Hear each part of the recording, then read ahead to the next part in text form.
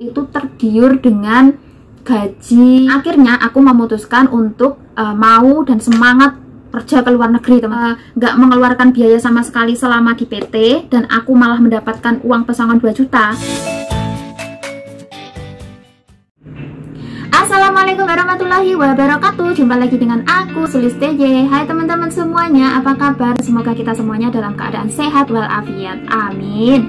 Hari ini sesuai di judul, aku mau menceritakan perjalananku, gimana caranya aku bisa kerja sampai ke Hong Kong.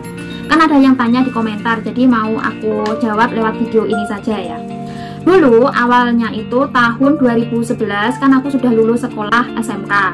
Jadi dari pihak sekolah dulu itu ada government yang mencari anak-anak yang mau bekerja kayak gitu, tapi usianya harus sudah 17 tahun. Nah kebetulan aku dulu itu pas lulus sekolah usiaku itu belum genap 17 tahun, kurang berapa bulan gitu loh. Akhirnya aku kan nggak keterima, dan teman-temanku itu semuanya kebanyakan kerja di garment. Terus aku kan bingung, aku nggak ada kerjaan, sudah lulus sekolah, bingung mau ngapain. Akhirnya aku ikut kerja di penjahit di daerahku ya. Rumahku kan di desa, terus aku kerjanya di kota. Nah aku cuman kerja 1 bulan. Pada saat itu gajinya itu kurang lebih 280.000 kalau nggak 300 ya. Itu selama 1 bulan. Berangkatnya jam 8 sampai jam 4 sore. Nah pas aku gajian itu menurutku nggak nyucuk ya, untuk makan, untuk bensin itu pakpok lah, nggak bagian hasil sama sekali. Karena kan untuk beli bensin, beli makan, siang kan harus makan juga kayak gitu. Terus akhirnya aku memutuskan untuk tanya-tanya ke saudaraku ya. Saudaraku itu sudah bekerja di Hong Kong, adiknya ibuku itu anaknya bekerja di Hong Kong ya. Nah aku tanya dia, aku telepon lah itu, Mbak, kalau kerja di Hong Kong itu gimana caranya, terus gajinya berapa, di sana kerjaannya itu ngapain aja, jobnya apa aja kayak gitu. Pokoknya pertanyaan-pertanyaan yang wajar lah. Terus akhirnya kan dijelaskan. Setelah dijelaskan, aku itu tergiur dengan gaji bekerja di Hong Kong pada saat itu. Nah gajinya itu dulu pas dijelasin sama saudaraku itu sekitar 5 jutaan ya teman-teman. Jadi aku tergiur. Akhirnya aku memutuskan untuk mau dan semangat kerja ke luar negeri teman-teman. Akhirnya aku izin lah sama bapak dan ibuku. Setelah aku izin, terus disuruh untuk pikir-pikir, dan aku pun sudah memikirkan mateng-mateng. Terus sama bapak ibuku itu dikasih restu, ya udah kalau kamu mau kerja ke luar negeri ya nggak apa-apa.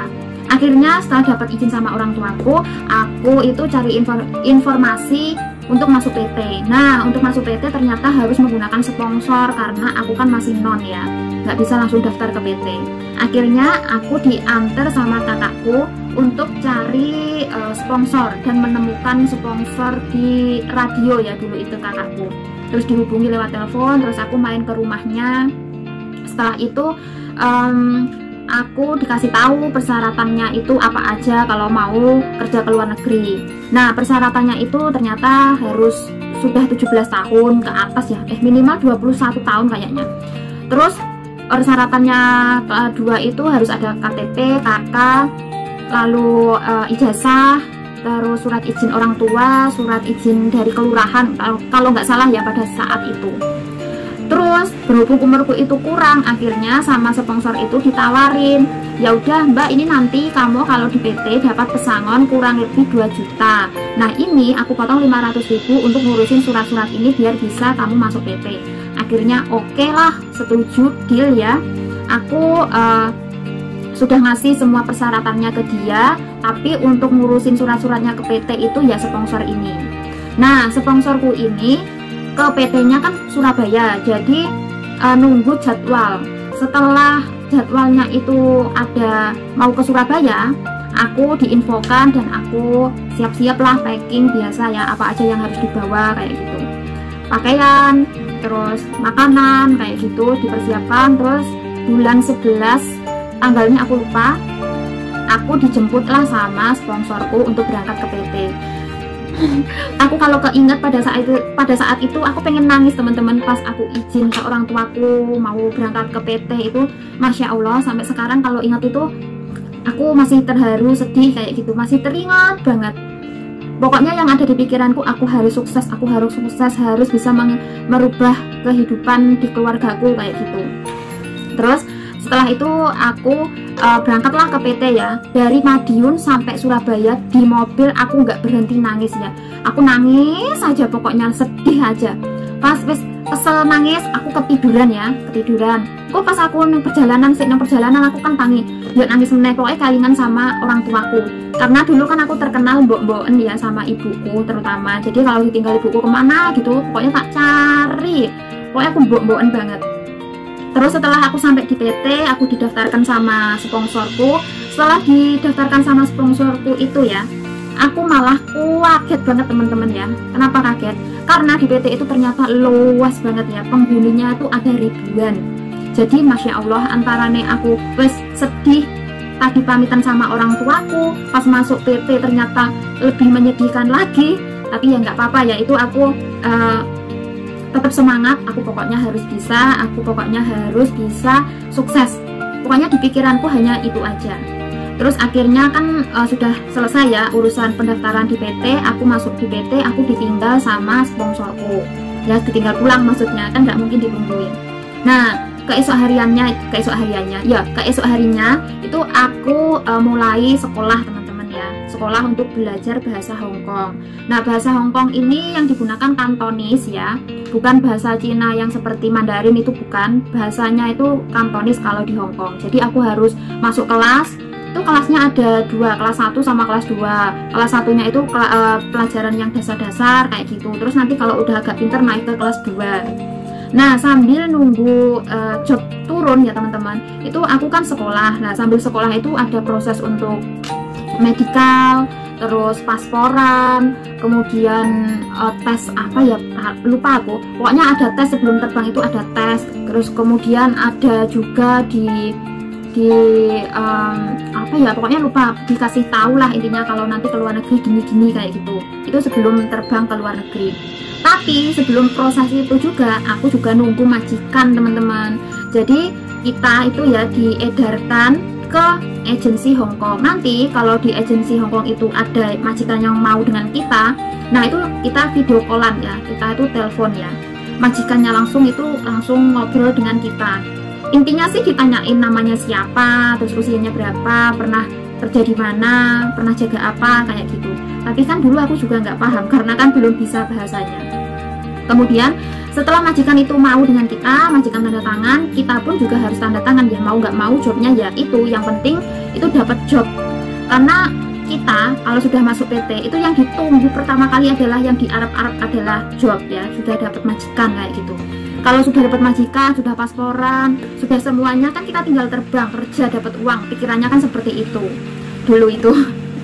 Nah, pas aku nunggu majikan itu, aku kan sekolah lah. Sambil sekolah prosesnya itu kan sudah selesai, pasporan sudah, kemudian ujian itu sudah. Nah, aku malah ditaruh di PKL ya, sambil nunggu visa turun. Jadi aku disuruh PKL. PKL itu kerja di rumah orang kayak gitu loh, kurang lebih selama 1 bulan. Jadi aku 3 bulan di PT untuk belajar bahasa sama proses untuk pasporan, medikal dan lain-lain. 1 bulannya itu aku nunggu visa, malah disuruh PKL. Jadi setelah aku PKL, visa aku turun, aku baru terbang teman-teman. Jadi setelah terbang di Hongkong ya, setelah terbang di Hongkong itu, di Hongkong pun juga ada agensi yang jemput di bandara. Jadi kalian nggak usah khawatir, kalau kita itu resmi pasti ada yang jemput, ada yang ngatur, ada yang tanggung jawab kayak gitu. Jadi intinya kerja di luar negeri itu ya prosesnya seperti ini teman-teman, harus proses panjang banget. Nah, berhubung tadi itu aku kan nggak mengeluarkan biaya sama sekali selama di PT, dan aku malah mendapatkan uang pesangon 2 juta.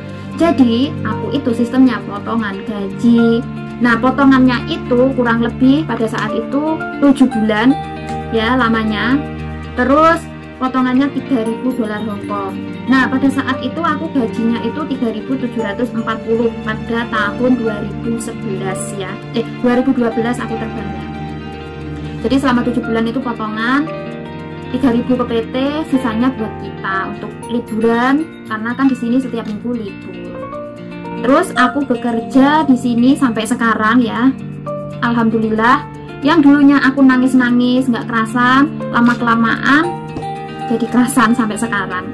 Jadi untuk kalian yang pengen kerja di luar negeri, tetap semangat, jangan lupa untuk berdoa, minta restu ke orang tua, kemudian tetap semangat lah pokoknya mengejar cita-cita apa yang diinginkan. Karena dulu itu mikirnya kalau aku kerja di Indonesia, kan aku cuma lulusan SMK, terus gajinya juga segitu-gitu aja. Aku pengen merubah kehidupan keluargaku, aku memutuskan untuk kerja ke luar negeri. Sampai sekarang alhamdulillah. Oke teman-teman, sekian dulu ya videoku hari ini, ceritaku perjalanan menuju ke Hong Kong ya, bekerja di Hong Kong itu seperti ini, seperti yang aku ceritakan tadi. Semoga kalian semua yang mau kerja ke luar negeri segera dapat job, segera terbang dan bisa bekerja, bisa merubah nasib. Amin. Terima kasih banyak yang udah menonton, jangan lupa untuk di like, comment, share, dan subscribe. Ketemu lagi di video-video selanjutnya. Bye bye. Assalamualaikum warahmatullahi wabarakatuh.